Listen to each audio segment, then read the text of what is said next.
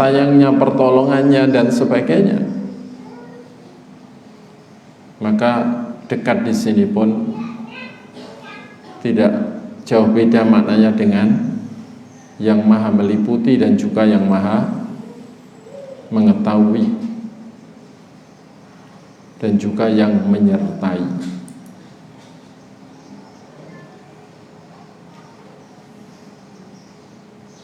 Al-Qaribu ay huwal qaribu min kulli ahad, yakni dia maha dekat dari siapapun.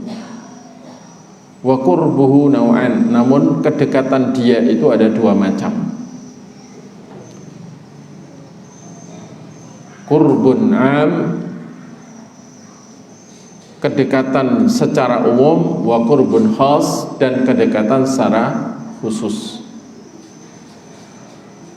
Qurbun am, kedekatan secara umum,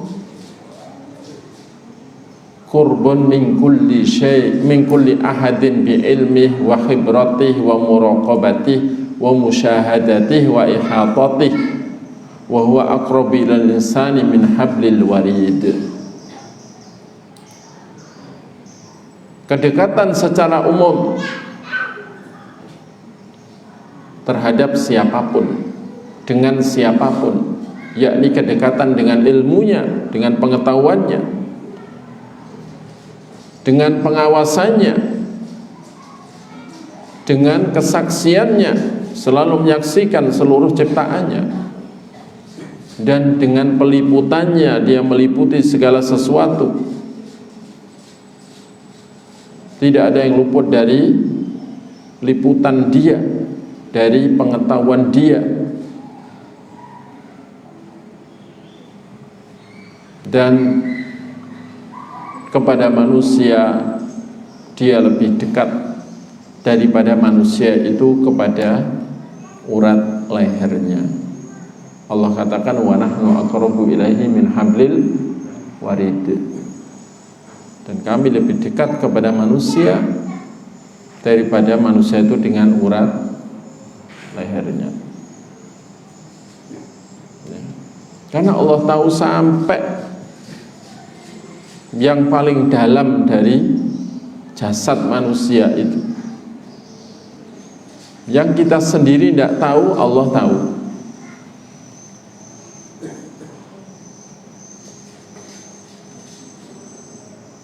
Hendrik, di dalam ususnya ada berapa ekor cacing? Tidak akan tahu.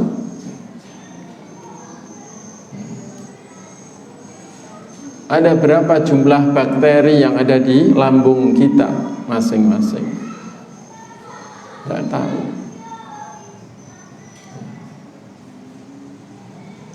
Allah Ta'ala tahu, karena Allah yang menciptakannya. Dan ketika bakteri itu bertambah, berkembang biak, itu Allah yang memperkembangbiakkan sesuai yang dia kehendaki. Dia menghendaki jadi jumlah berapa dia, karena dia yang mencipta, jelas dia yang tahu. Dan tidak ada pencipta selain Allah, dan tidak ada makhluk yang menciptakan dirinya, karena sebelum dia tercipta dia tidak ada. Makhluk itu sebelum diciptakan tidak ada, sesuatu yang tidak ada tidak mungkin jadi pencipta, baik pencipta dirinya maupun yang lainnya.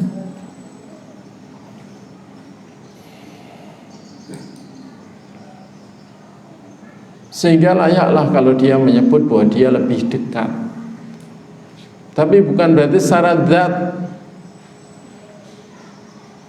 karena tahu luar dalamnya seorang, bahkan lebih tahu daripada orang itu, ya jelas berarti Allah lebih dekat.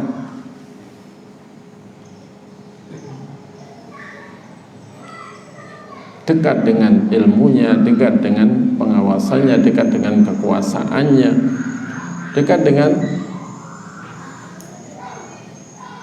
segala yang dia gunakan untuk mendekati hambanya atau mengawasi hambanya.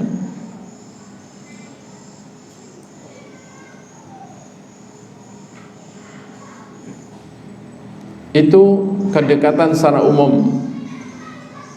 Adapun qurbun khas, kedekatan Allah secara khusus adalah qurbun khas min abidihi wa sa'ilihi wa mujibihi wa qurbun yaqtadil mahabbata wan nusrata wat ta'yida fil harakati was sakanati wal ijabati lid da'in wal qubul wal ithabah, yakni dekat secara khusus kepada orang-orang yang beribadah kepadanya.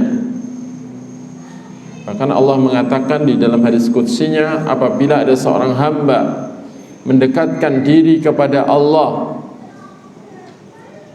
dengan ibadah kepadanya, dengan cara ibadah kepadanya, maka Allah mendekat kepada hambanya itu lebih dari pendekatan diri hamba kepadanya.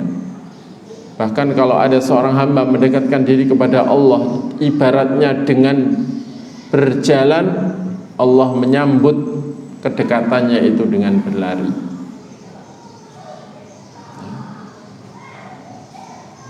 Kalau hamba mendekatkan diri kepada Allah satu jengkal, Allah mendekat kepada hambanya itu satu dhira', satu hasta. Kalau hamba mendekatkan diri kepada Allah satu hasta, Allah mendekat kepada hambanya itu satu depa. Itu dikatakan di dalam hadis qudsi. Dari situ berarti bukan kedekatan secara zat. Karena kalau secara zat, sementara Allah Maha Besar, berarti ya dekat juga dengan orang kafir. Kalau begitu, yang khusus ini tentu bukan. Karena itu dekat secara umum dengan dekat secara khusus. Kalau secara umum kepada semua makhluk dengan kekuasaannya, dengan pengetahuannya, dengan pengawasannya dan sebagainya. Ada secara khusus dekat dengan orang-orang yang beribadah kepadanya dan selalu meminta kepadanya, dan yang mengijabai seruan dia, seruan Allah. Ketika Allah menyeru orang-orang yang beriman dengan seruan ya ayyuhalladzina amanu, kemudian diperintah apa atau dilarang apa atau diberi pengkhabaran apa, kemudian orang yang beriman itu pada mengijabai seruan Allah itu, yang seruan Allah langsung untuk orang beriman, dia diawali dengan ya ayyuhalladzina amanu. Di dalam Al-Quran ada 90 ayat yang semuanya sebenarnya semua orang beriman harus memahaminya.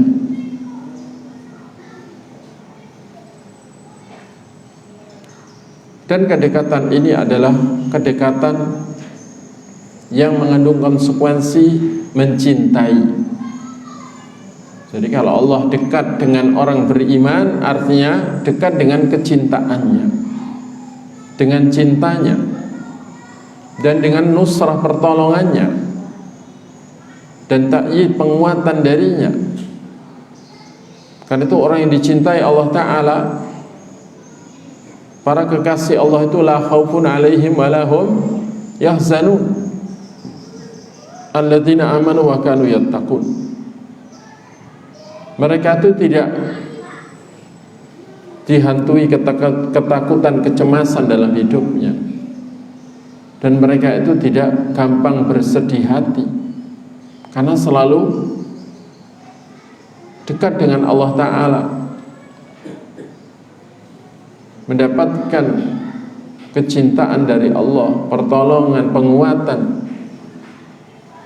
dan juga kedekatan dengan ijabah bagi orang yang berdoa padanya, dan dengan pengkabulan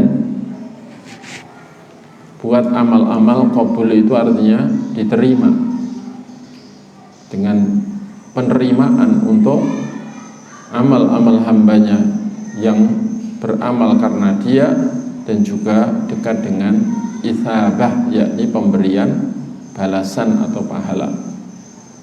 Karena pahala amal kadang-kadang sudah Allah berikan sebagiannya di dunia.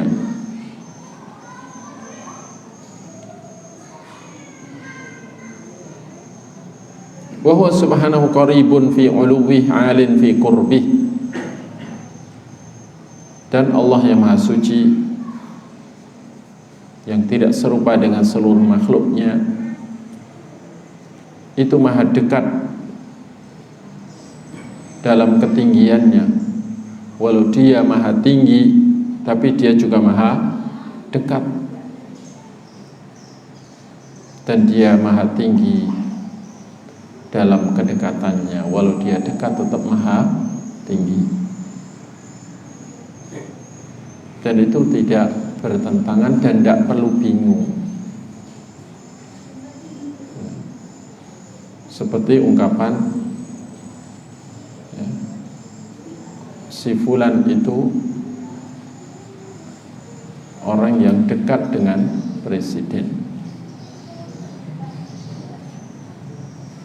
orang yang sangat dekat dengan presiden. Belum tentu selalu ada di sampingnya presiden.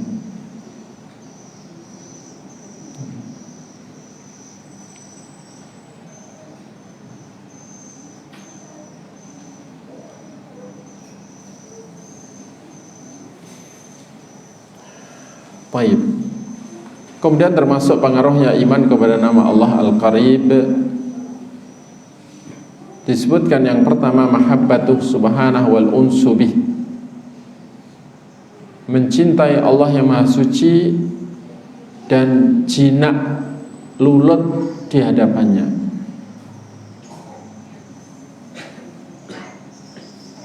Beda dengan orang yang merasa Allah itu jauh, bahkan jauh dan tidak karuan. Itu biasanya tidak bisa mencintai dan liar, nafsunya liar, hidupnya liar, karena merasa tidak diawasi, merasa tidak dikuasai, merasa ya Allah itu jauh.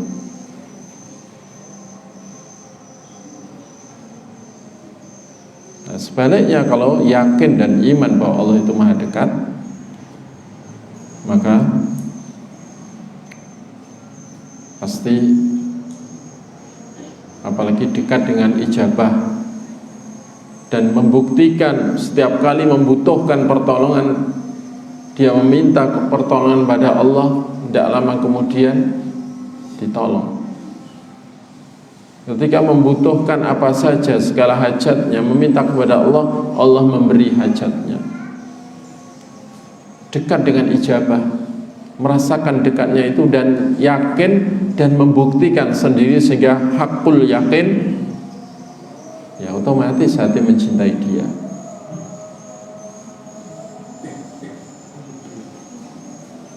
Dan tidak berani liar di hadapannya. Li'annal iman bi qurbihi subhanahu al-qurb al-khas al-mustalzim lirrahmah wa ijabati da'wah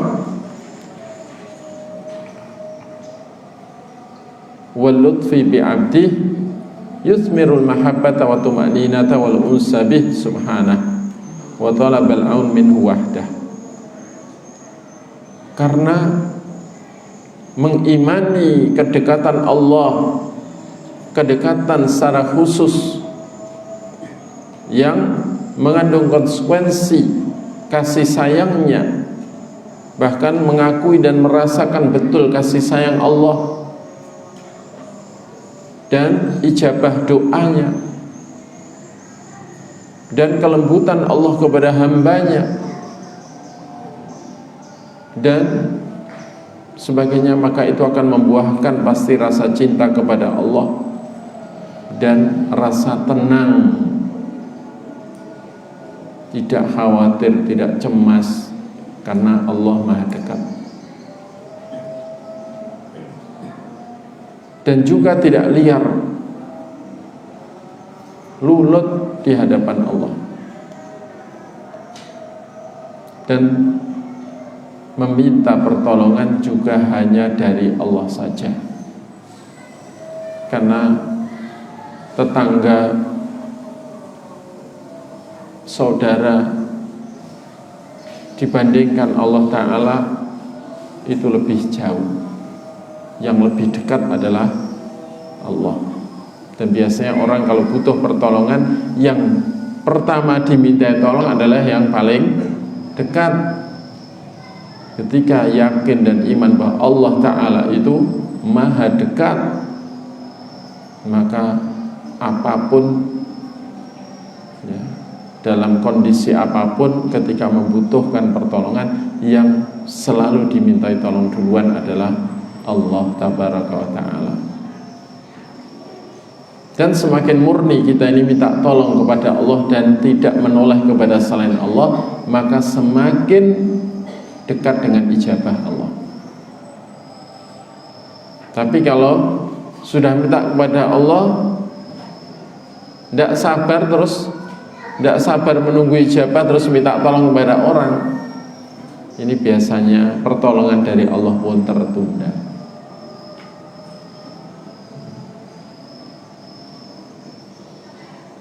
Karena itu pesan Nabi, ihfadillah yahfadka, ihfadillah tajidhu tujahaka.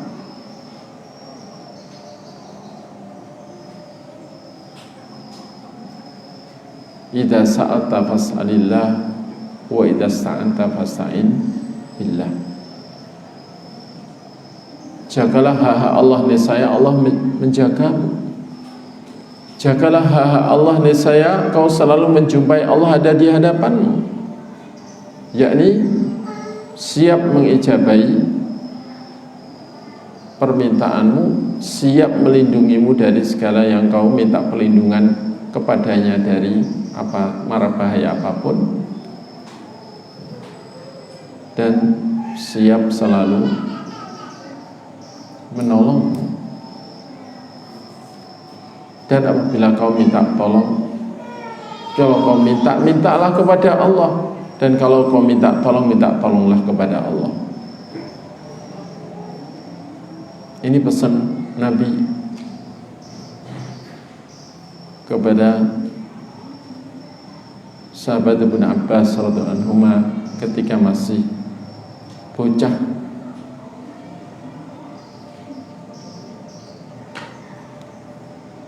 Dan Syekh Abdul Qadir Al-Jilani rahimahullah pernah mengatakan, sebagaimana dimaktub dalam kitabnya Al-Fathur Rabbani, beliau mengatakan, idza sa'alta fas'alillah wa la tas'al, idza sa'alta fas'alillah wa la tas'al ghairah, wa idza sta'anta fasta'in billah wa la tasta'in bi ghairi, irfa'ul wasa'ita bainakum wa bainallah fa innahu kufakum hawas. Kalau kau mintalah kepada Allah, jangan minta kepada selainnya. Dan kalau kau minta tolonglah kepada Allah, jangan minta tolong kepada selainnya. Buanglah olehmu segala perantara antara dirimu dengan Allah, karena sandaranmu kepada perantara-perantara itu adalah suatu kebodohan. Idza sa'altum fas'alullah wa la tas'alu ghairah, begitu ya lafadznya. Wa idza sta'antum fasta'inu billah wa la tasta'inu bi ghairi, irfa'ul wasa'ita bainakum wa bainallah fa inna wuqufakum hawasun. Kalau kalian mintalah kepada Allah, jangan minta kepada selainnya. Kalau kalian minta tolonglah kepada Allah, jangan minta tolong kepada selainnya. Meskipun minta tolong kepada orang dalam hal yang dalam batas kemampuan orang yang menolong itu boleh, tapi tetap tidak minta tolong kepada orang itu lebih baik. Bahkan Rasulullah pernah membaiat para sahabatnya, di antara isi baiknya adalah tidak minta apapun kepada manusia, termasuk minta tolong. Hingga setelah baiat itu, kalau ada seorang sahabat Nabi bersama sahabatnya, bersama temannya, yang satu naik kuda, kemudian pecutnya, cemetinya ini jatuh, temannya masih di bawah itu tidak mau minta tolong ambilkan pecut saya, tidak mau gitu. Pilih dia turun sendiri, kemudian mengambil, kemudian naik lagi.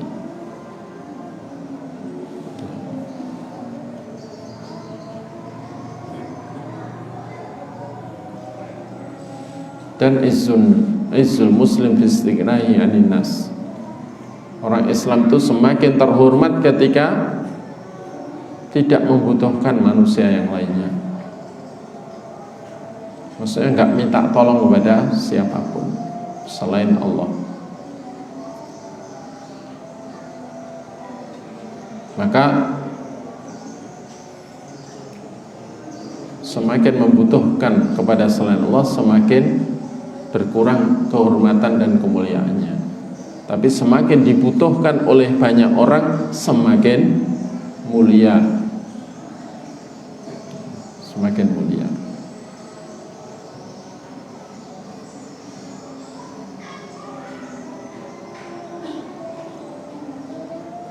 Baik.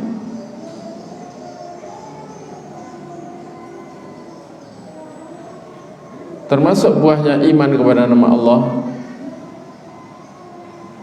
Al-Qarib. Yang kedua adalah quwwatur raja' fillahi subhanahu. Kuatnya harapan kepada Allah yang Maha Suci. Karena Allah Maha dekat dengan ijabahnya, Maha dekat dengan kasih sayangnya, Maha dekat dengan ijabah untuk semua hajat kita. Apapun kebutuhan kita, zahir batin, hanya Allah yang bisa memberi, dan Dia Maha dekat dan siap memberi, dan senang kalau dimintai. Otomatis harapan hanya kepada Allah itu kuat. Apalagi telah sering membuktikan bahwa berharap kepada Allah itu tidak pernah Allah mengecewakan. Justru ketika berharap kepada manusia seringnya kecewa. Seringnya kecewa.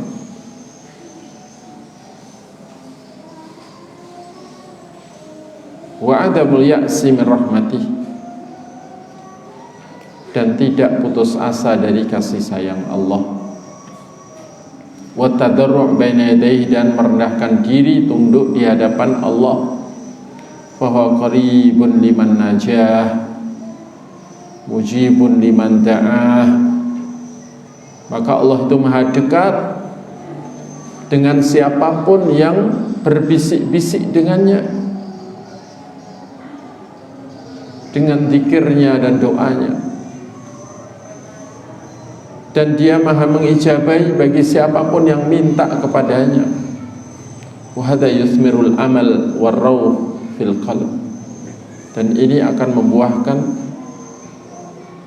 yakni harapan dan kenyamanan di hati. Tidak khawatir, cemas, gampang gundah, gimana nanti kalau enggak, gimana masa depan nanti. Masa depan insya Allah tidak jauh beda dengan masa belakang yang sudah kita lalui. Kalau kita rajin meminta, insya Allah akan lebih baik. Kalau kita malas meminta kepada Allah Sang Pemberi, ya mungkin bisa jadi lebih buruk dari apa yang sudah kita jalani. Tapi dunia ya seperti inilah dunia. Wa yukhallis al-qalb wa yukhallisul qalba min syawa'ib syirki wa ta'alluq bil makhluqin. Dan keimanan kepada Allah, kepada nama Allah Al-Qarib, akan membersihkan hati dari segala kotoran syirik dan membersihkan hati dari kebergantungan kepada semua makhluk. Dan itu sangat penting, buah yang sangat penting. Dan kebahagiaan hidup dan ketenangan jiwa, disinilah kuncinya. Semakin banyak yang kita gantungi dengan harapan-harapan, semakin semerawut hati kita dan tidak ada ketenangannya. Semakin murni pengharapan kita hanya kepada Allah, tidak menoleh kepada selainnya, maka semakin tenanglah hati kita. Apalagi ternyata betul bahwa Allah Ta'ala ketika kita murni bergantung hanya kepadanya, Dia sangat memperhatikan kita. Baik, ini sudah Isya, silahkan adzan dulu, kemudian kita lanjutkan buah iman yang berikutnya.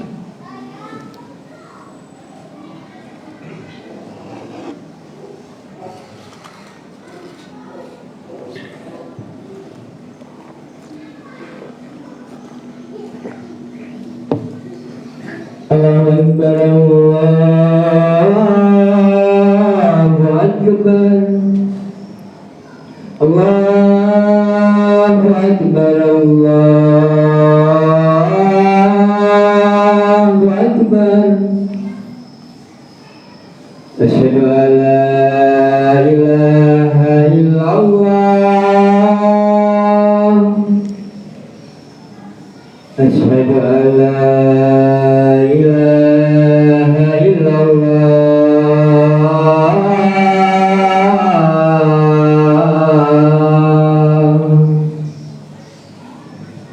asyhadu anna Muhammadar Rasulullah,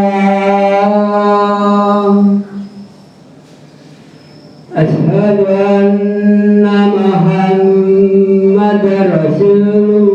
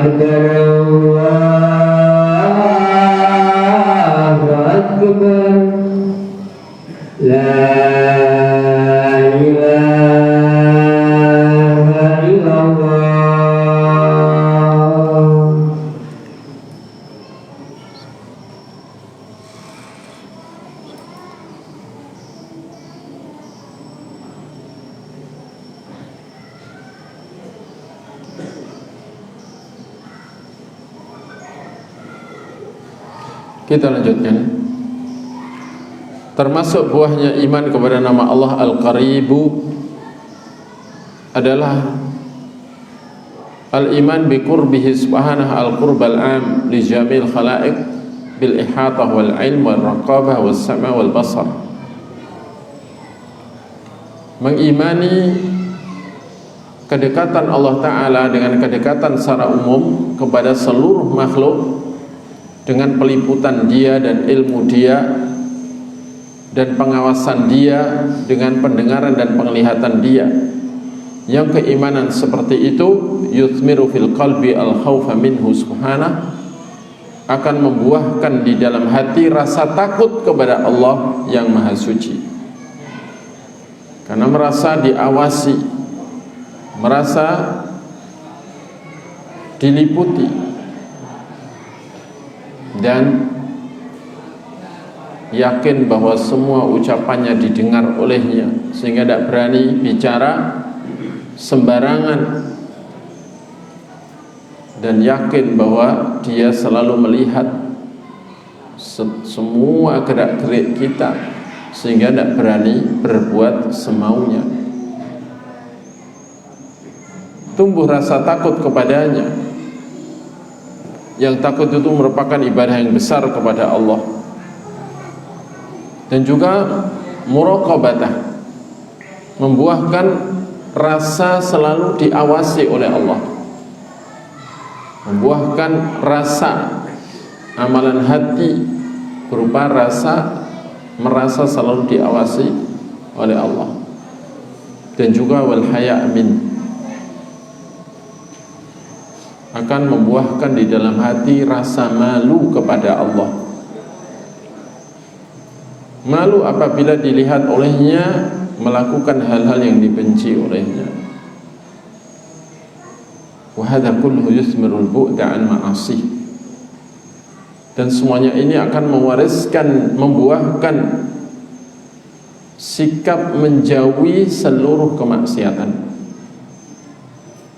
Wamtithala awamirih, dan membuahkan sikap melaksanakan perintah-perintahnya.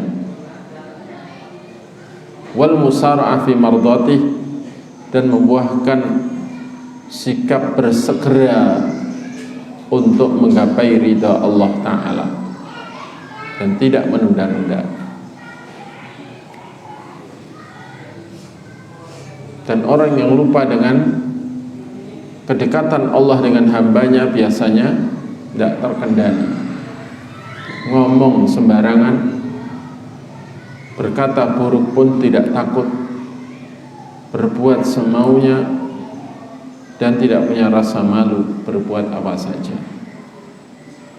Itu ketika merasa lepas dari pengawasan Allah, tidak merasa bahwa Allah Ta'ala itu maha dekat dengan ilmunya, dengan pengawasannya, dengan pendengarannya dan penglihatannya. Kemudian termasuk buahnya iman kepada nama Allah Al-Qarib, Rabi'an, yang keempat, al-iman bi qurbillahi azza wa jalla wa istihdara dzalik fil qalbi wa annahu aqrabu min kulli qarib yakunu sababan fi ikhwa'il 'abdi du'aahu rabbahu wal israr bih.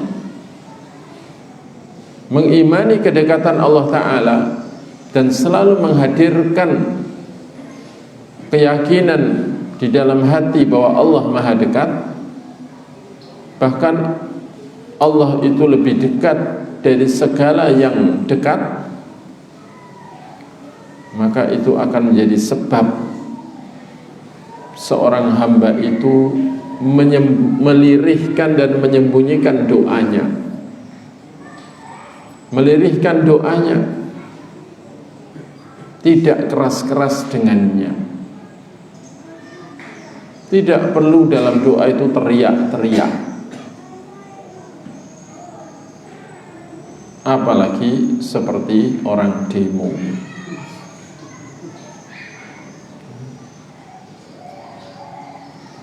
Tidak akan meneriaki Allah Ta'ala.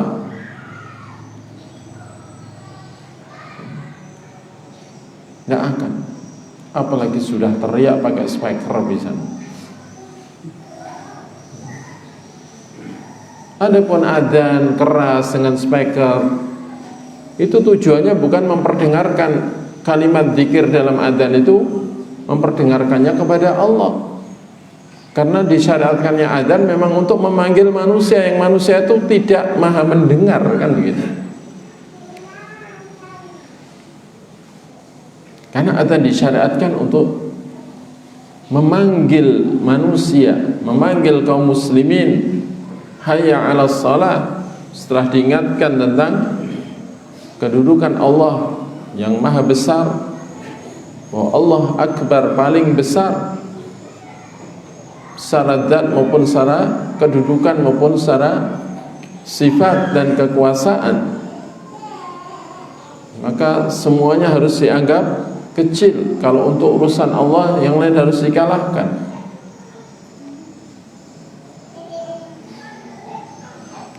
Terus diingatkan akan ikrar kita bahwa kita bersyahadat, bersaksi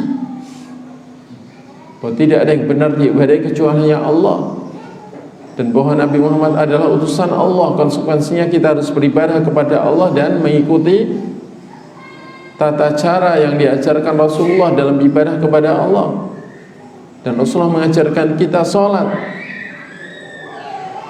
termasuk sholat berjamaah ini diperintahkan oleh Allah dan Rasulnya. Kemudian dia masih dipanggil hayya ala sholat, ayo sholat, ayo sholat. Ini seruan adzan itu seruan untuk manusia, bukan untuk menyeru Allah Ta'ala. Dan yang kedua, dikeraskan karena menjadi syiar.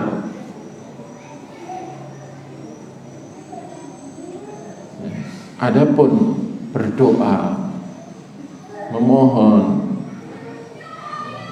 ini adalah untuk disampaikan kepada Allah, maka tidak perlu teriak-teriak. Tidak perlu teriak-teriak, apalagi dengan kalimat yang nadanya seperti demo. Allahumma sholli ala Muhammad. Isinya apa? Itu artinya apa? Ya Allah, beri salawat atas Nabi Muhammad. Yang lain nyaut, Allahumma sholli alaihi. Ya Allah, beri salawat atasnya. Di mana Allah? Di mana kedekatan Allah? Tidak yakin Allah itu maha mendengar bahkan bisik-bisik kita.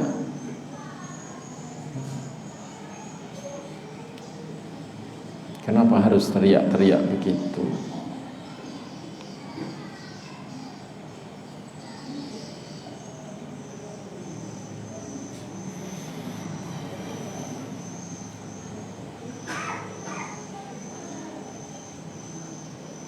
Dan yang kelima, termasuk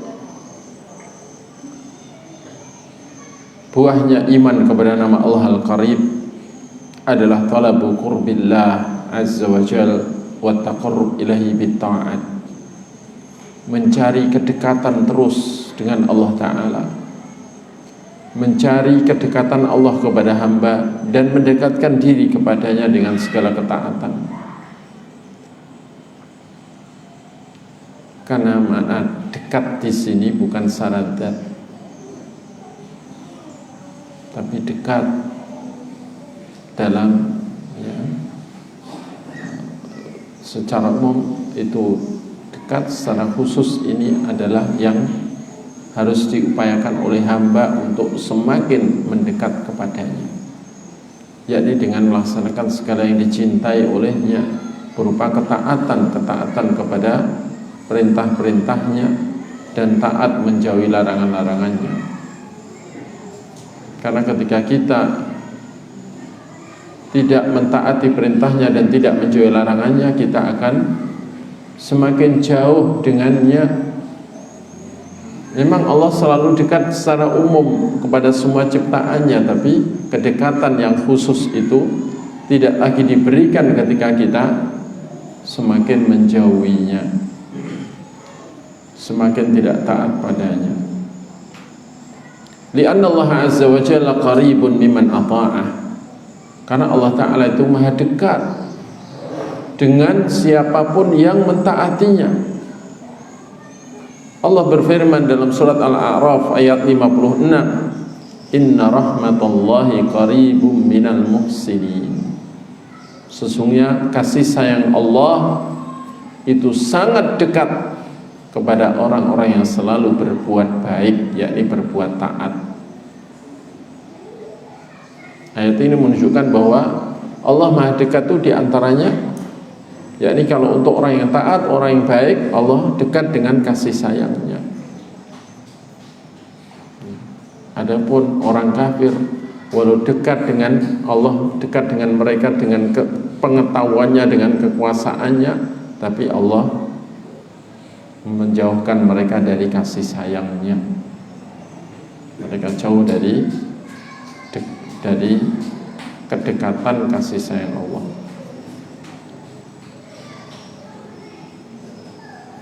Wa kullama kammala al-'abdu maratibal ubudiyyah kana aqraba ila Allah ta'ala. Dan semakin hamba itu menyempurnakan tingkatan ibadahnya, yakni tingkatan kesempurnaan ibadahnya, semakin dia sempurnakan, semakin dia tingkatkan, maka semakin dekatlah dia kepada Allah Ta'ala.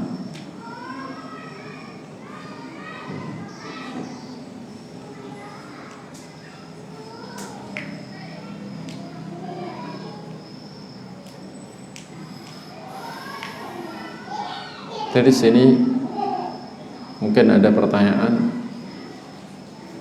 sebelum berlanjut kepada nama Allah yang berikutnya, yakni Al-Mujibu. Ya,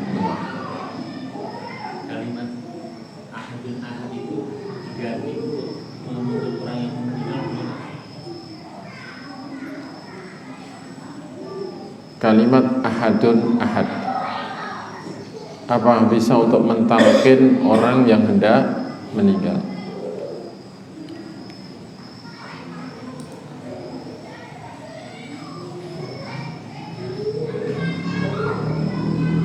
Kalau untuk mentalkin, sementara sudah tahu hadis Nabi, laqinu mautakum bila ilaha illallah, talkinlah orang yang hendak mati di antara kalian dengan kalimat la ilaha illallah, berarti termasuk orang yang yastabdilu billadzi huwa adna, yastabdilu alladzi adna billadzi huwa khair, mengganti atau mengambil ganti yang lebih rendah, ya, untuk mengganti yang lebih baik. Karena Nabi menyuruh itu jelas yang terbaik. Karena panjang takutnya belum sampai ilmunya meninggal diganti. Kalau pertanyaannya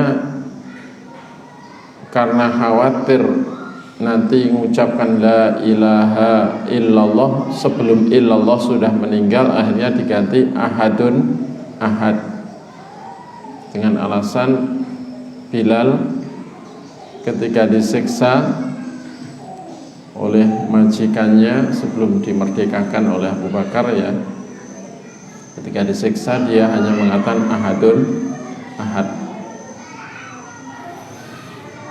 Maka perlu diketahui, pertama, Bilal itu bukan kondisi sekarat.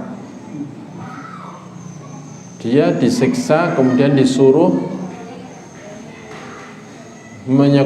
kembali kepada kesyirikan, dilarang mentauhidkan Allah, maka dia tetap memilih tauhid,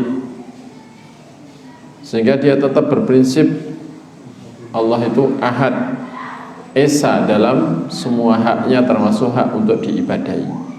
Dia sendirian, maka mempertahankan prinsip.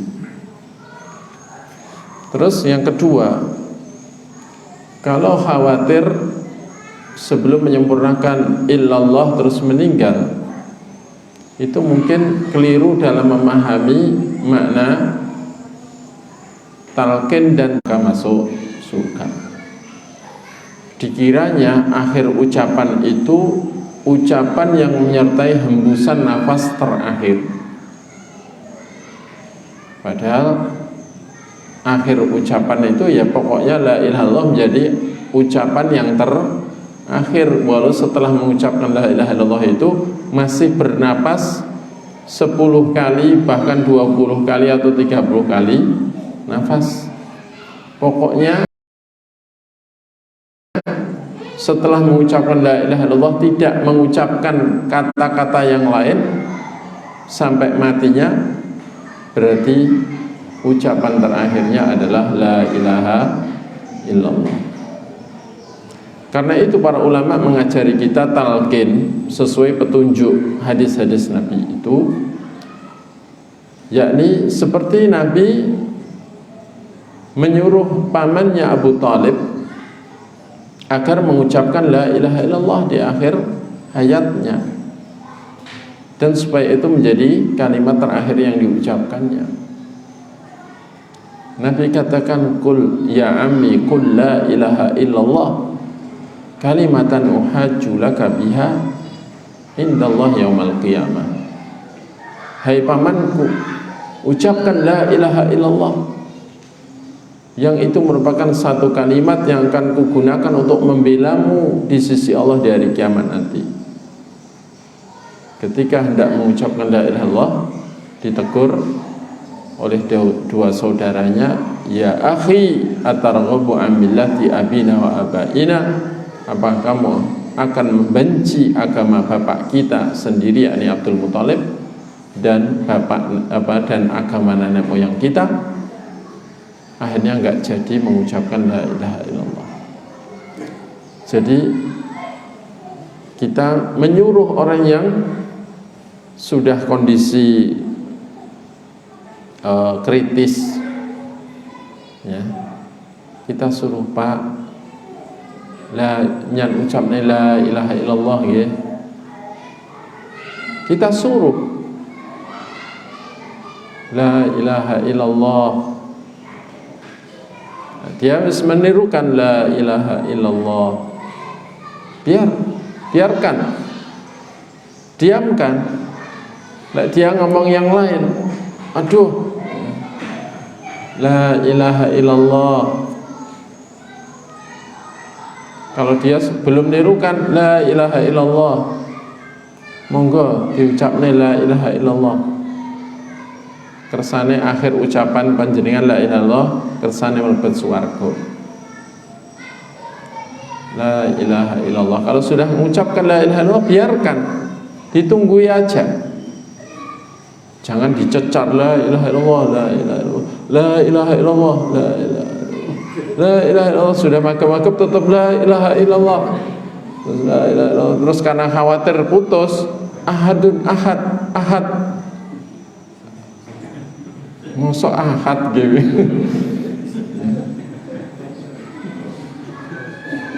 Mungkin ndak ya Senin klesek, waduh. Berarti akhir ucapannya iki pra ya Senin. Enggak jadi, bukan la ilaha illallah. Tapi kalau la ilaha illallah sudah nirukan terus didiamkan, terus dia nazak. Setelah 1 menit belum berkata yang lain, terus dia nazak, terus meninggal, berarti akhir ucapannya la ilaha illallah. Itu loh ya. Karena Nabi tidak mengatakan barang siapa yang hembusan nafas terakhirnya disertai la ilaha illallah maka masuk surga. Nabi enggak bicara gitu.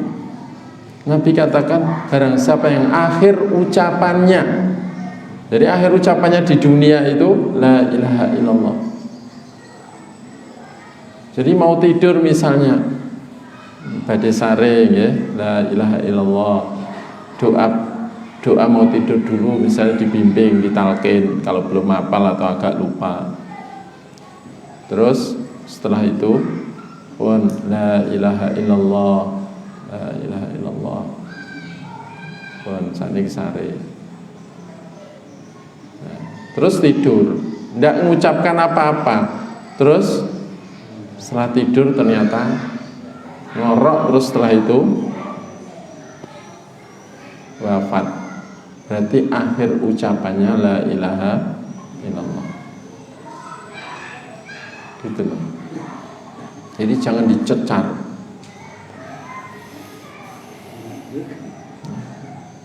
Itu termasuk alasan orang yang nuntut setelah la ilaha illallah terus Allah, Allah, Allah, itu ya gara-gara alasannya tadi. Takutnya kalau la ilaha illallah nanti la ilaha terus meninggal. Ya, gimana Mas? Kalau melindur kan? Ngelindur tidak kena hukum. Ucapan tidak sadar itu tidak teranggap sebagai ucapan. Tidak ada konsekuensi apa-apa. Tetap ucapan yang disadari. Ya. Ucapan yang disadari adalah la ilaha illallah. Itu yang terakhir dia ucapkan di muka bumi, maka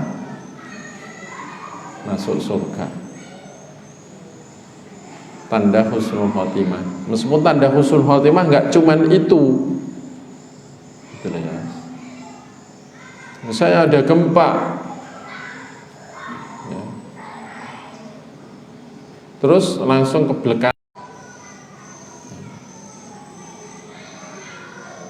maka orang beriman yang meninggal karena kena reruntuhan itu syahid.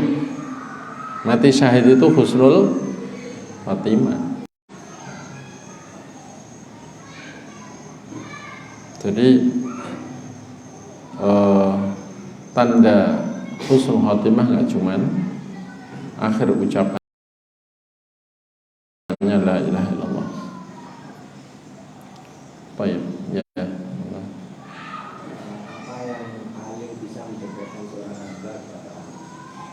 Apa yang paling bisa mendekatkan seorang hamba kepada Allah? Yang pertama adalah at-tauhid. Mengenal Allah dengan baik dan mengenal hak-haknya, kemudian ia menunaikan hak-hak Allah. Dan hak yang paling besar adalah untuk ditauhidkan. Karena itu orang musyrik walau beramal kebaikan sebanyak apapun tidak akan bisa mendekatkan dia kepada Allah, karena semua amalnya ditolak. Karena itu tauhid itu merupakan sesuatu yang paling mendekatkan diri hamba kepada Allah. Karena itu ketika kita ditunjuki kepada tauhid dan dibuat hati kita benci, antipati kepada syirik, kita harus banyak bersyukur kepada Allah Ta'ala. Kemudian yang kedua, semua kewajiban, ya. Karena kata Allah dalam hadis qudsnya, wa ma min syai'in ahabbu wa ma la yazalu 'abdi yataqarrabu ilayya bin nawafil hatta uhibbah.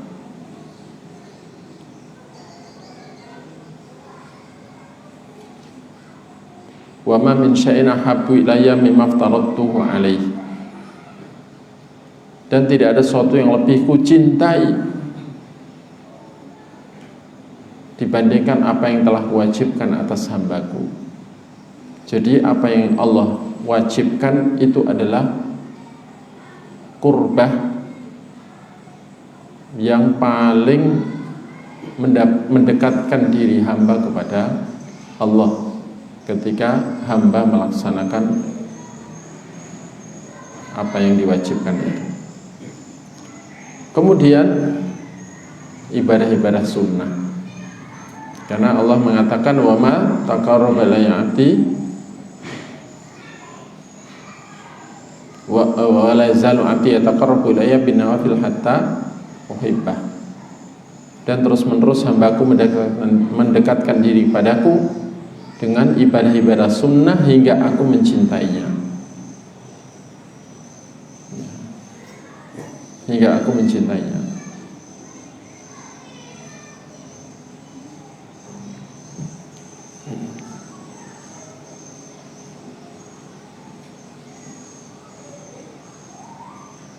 Wa ma taqarraba ilayya 'abdi,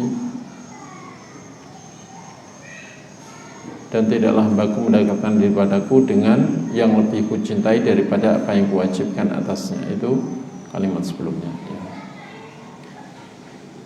Berarti apa yang Allah wajibkan itu adalah yang paling mendekatkan diri hamba kepada Allah, dan yang paling wajib adalah tauhid. Secara akidah tauhid, kemudian ibadah-ibadah wajib yang dimurnikan hanya kepada Allah, kemudian setelah itu baru ibadah-ibadah sunnah. Ibadah sunnah pun juga bertingkat-tingkat. Ada sunnah muakkadah yang hampir wajib atau sangat ditekankan, dan ada sunnah biasa, dan ada yang sekedar afdholiyah, itu di bawahnya lagi.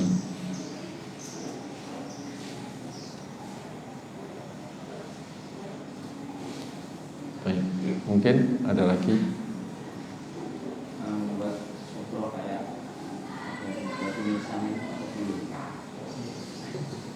Membuat sutra seperti batu nisan.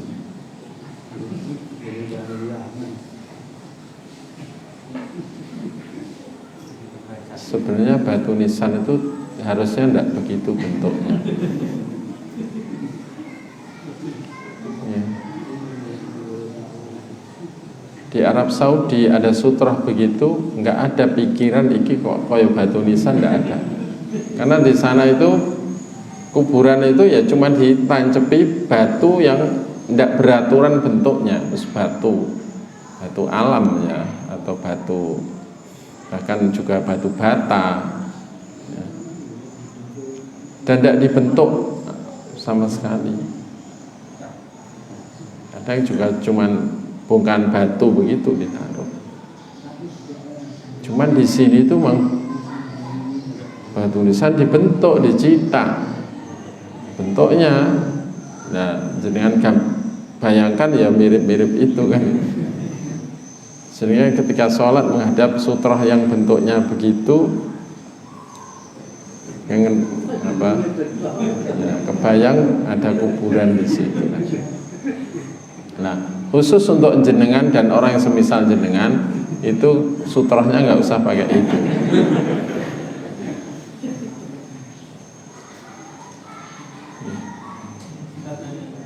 Ya.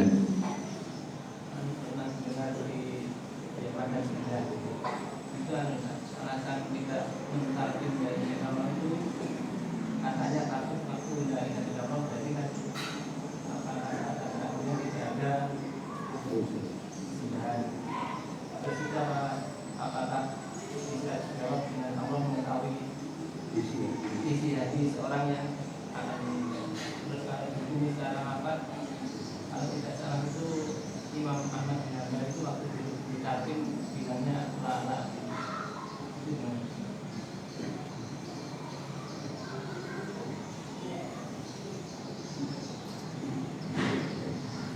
Pertama, riwayat Imam Ahmad itu saya belum tahu ya.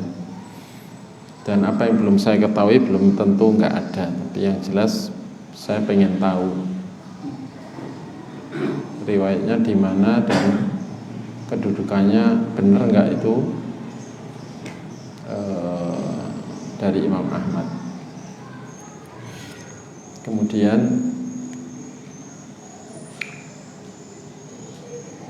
kalau tata cara talqin yang benar seperti yang saya ungkapkan tadi itu yang dilaksanakan, kan tidak perlu ada kekhawatiran akan terputus pada kalimat la ilaha, karena masih ya, belum apa sangat dekat dengan kematiannya kan.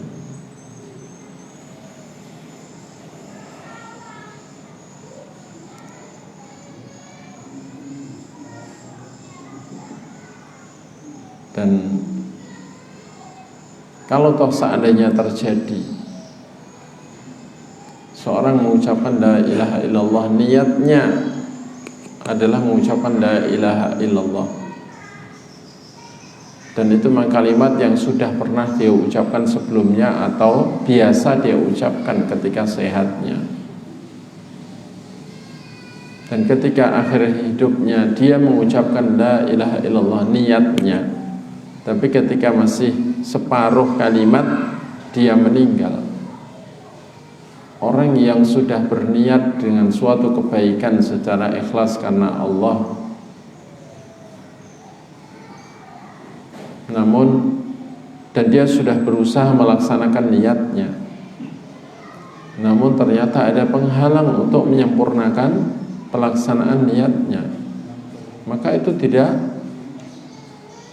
mengurangi nilainya, bahkan tetap Allah beri sesuai yang dia niatkan. Dalil yang menunjukkan itu sangat banyak. Niat baik ataupun niat buruk. Jadi orang yang memang bertauhid, tidak mau ibadah kepada selain Allah, antipati dengan kesyirikan, walau dia di akhir hayat, karena yang mentalkin itu orang yang nggak ngerti cara mentalkin. Dan orang sakaratul maut itu disebut sakarat karena mabuk yang bertumpuk-tumpuk.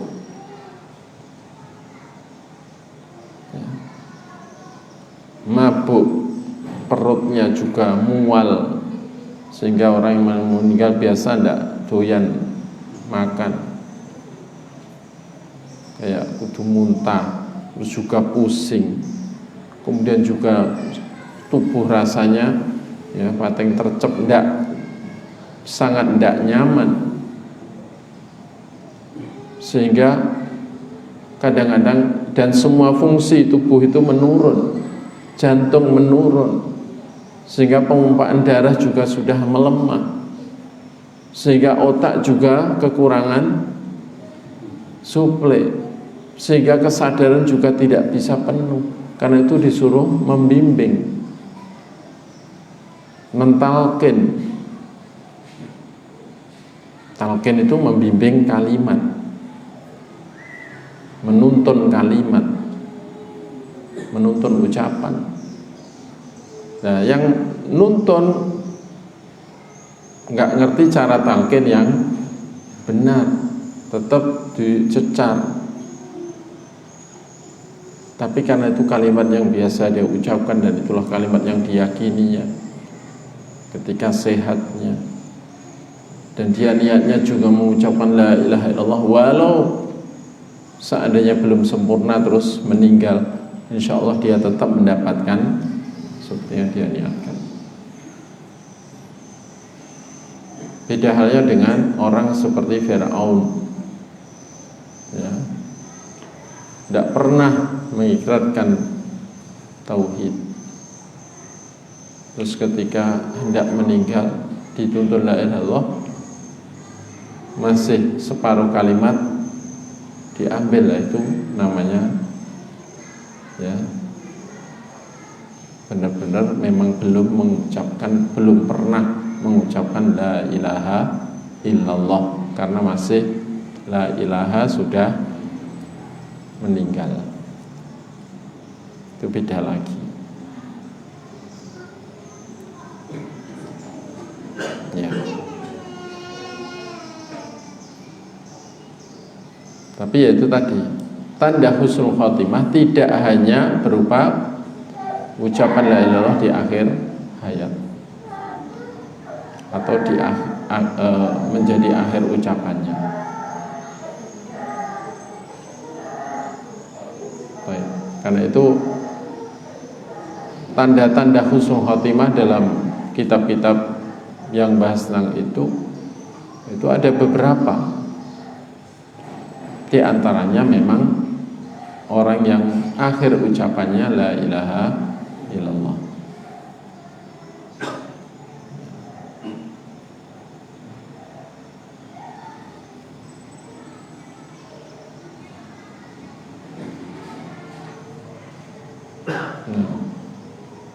Mungkin ada lagi. Mensikapi vaksin corona lagi rame hari ini dari bagian yang macam-macam pengendalian.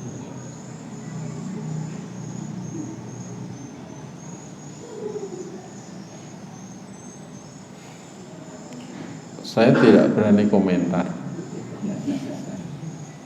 Ya. Karena itu sudah menjadi program, bahkan sudah kayaknya mau diperkuat dengan semacam peraturan atau undang-undang atau apa yang semisalnya, atau keputusan ya, pemerintah. Saya nggak berani komentar. Yang jelas setiap orang itu akan dihisab sesuai keyakinannya. Kalau yakin ada sesuatu ini haram, kok dia menggunakannya, al-intifa' bil muharram haram, memanfaatkan sesuatu yang haram itu haram. Haram kalau dilakukan berdosa. Tapi kalau yakin ini halal, ya boleh dia memanfaatkan. Begitu.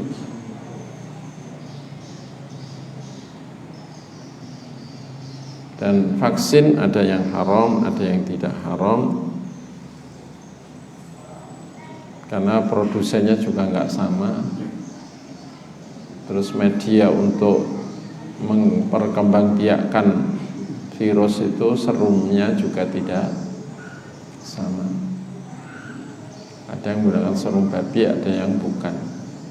Ya pilih saja yang bukan, gitu loh ya. Kalau harus vaksin.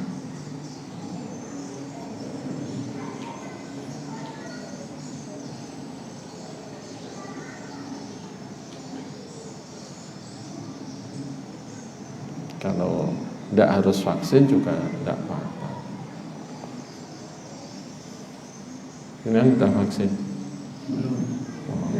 Pengen? Kalau pengen ya pilihlah yang berlabel halal. Tidak ada yang dari, ada banyak negara kok yang memproduksi, enggak cuma dari satu negara.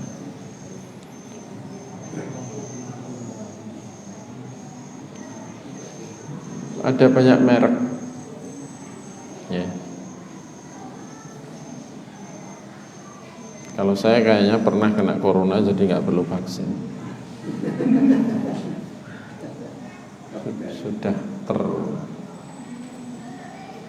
terimunkan insya Allah. Ya.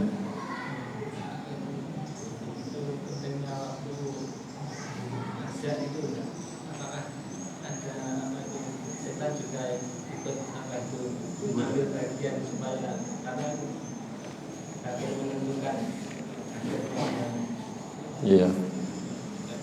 Memang ada hadis yang menyebutkan bahwa manusia itu di akhir hayatnya itu para setan paling berambisi terhadap manusia itu ketika di akhir hayat. Karena memang akhir hayat itu menentukan. Nabi mengatakan innamal a'malu bil khawatim. Sesungguhnya amal itu tergantung penutup-penutupnya. Kalau penutupnya baik disebut husnul khotimah, penutup yang baik, bagusnya penutupan. Kalau di penutup usianya itu di atas keburukan, maka disebut su'ul khotimah, buruk penutupannya. Sehingga layak kalau setan sangat berambisi untuk menyesatkan hamba, menjerumuskan hamba kepada keburukan di akhir hayat. Ya. Karena itu diharapkan di akhir hayat itu seorang yang dimungkinkan sudah dekat ajalnya itu jangan dibiarkan. Yang sehat itu harus nungguin, dan yang nungguin itu ngerti.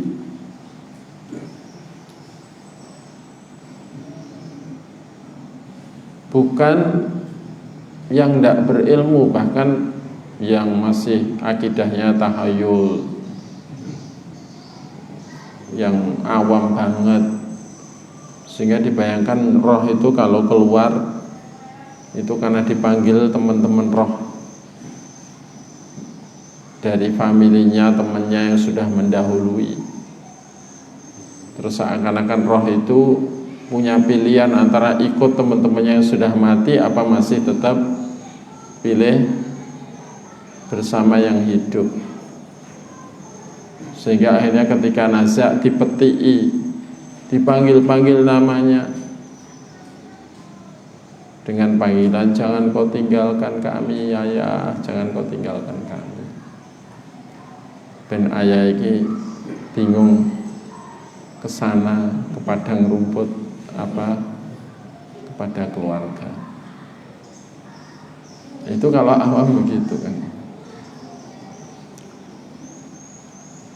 Nah, pentingnya yang nungguin ini ya mendoakan supaya diberi istiqomah di atas iman, juga diperlindungkan, dimintakan perlindungan kepada Allah dari godaan syaitan. Juga di ruangan itu dibacakan Al-Quran, minimal ayat kursi supaya syaitan tidak mendekati. Ketika mau tidur diruqyah dengan muawidat dan al-ikhlas. Dibimbing ketika hendak lalai, diingatkan supaya banyak istighfar, zikir ketika sakitnya itu begitu, supaya hatinya ridho. Yang terpenting lagi supaya hatinya tetap berbaik sangka kepada Allah, berbaik sangka kepada Allah. Disuruh hatinya ini untuk rindu ketemu Allah, tapi juga takut akan dosa-dosanya, sehingga disuruh banyak tobat kepada Allah, berharap ampunannya. Karena barang siapa yang kondisi dekat kematiannya kok dia ini cinta kepada Allah sehingga rindu padanya, ingin ketemu, tapi di sisi lain takut kalau bertemu masih membawa dosa sehingga takut dimurkai olehnya, akhirnya dia pun berharap ampunannya, maka akan Allah beri jaminan dari Nabi, dia akan Allah beri apa yang dia harapkan dan dilindungi dari apa yang dia takutkan. Dan pesan Nabi, la yamutanna ahadukum illa wa yuhsinu dhanna billah. Jangan sampai seorang dari kalian mati dalam keadaan jangan sampai seorang dari kalian mati kecuali dalam keadaan berbaik sangka kepada Allah. Jadi ini pesan Nabi, jangan sampai seorang dari kalian mati kecuali dalam keadaan berbaik sangka kepada Allah. Dan berbaik sangka itu karena hatinya selalu ridho kepada Allah, walau diberi sakit, walau diberi ini dan itu. Ketika sakitnya tambah parah, berbaik sangka kepada Allah bahwasanya Allah ini lagi mencuci dosa-dosa kita.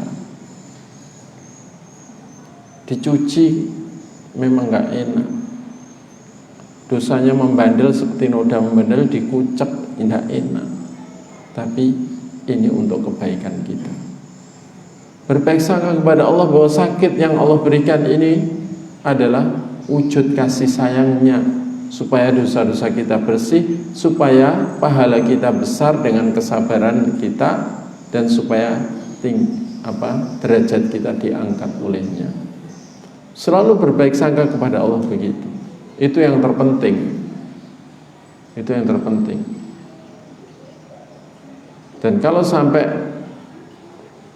meninggal hatinya tetap berbaik sangka kepada Allah, tidak buruk sangka kepadanya, hatinya tidak gerundel dan marah dan berontak kepadanya, itulah dasar utama dan kunci utama untuk mendapatkan husnul khotimah.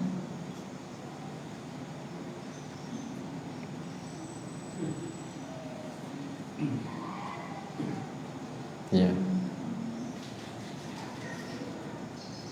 setan memang sangat memungkinkan, walau Sebagian ulama mengatakan hadis yang menyatakan bahwa setan paling ambisi kepada manusia adalah ketika dekat ajalnya itu. Sebagian melemahkan hadis itu, tapi secara makna insya Allah benar, karena setan juga tahu bahwa manusia ini nasibnya di akhirat ditentukan oleh penutupan amalnya. Tapi insya Allah orang itu mati di atas kebiasaannya.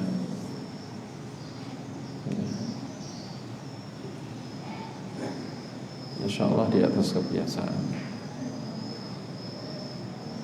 Dia ahli Al-Quran, baca Al-Quran, insya Allah ya mati ketika baca Al-Quran, atau setelah baca Al-Quran, atau ketika hendak membaca Al-Quran. Kalau kebiasaannya berzikir, menjaga zikir, insya Allah mati di atas zikir.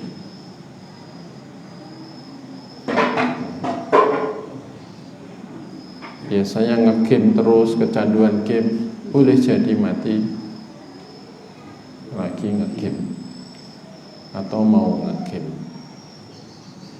atau habis nge-game. Nasallallahu alaihi wasallam.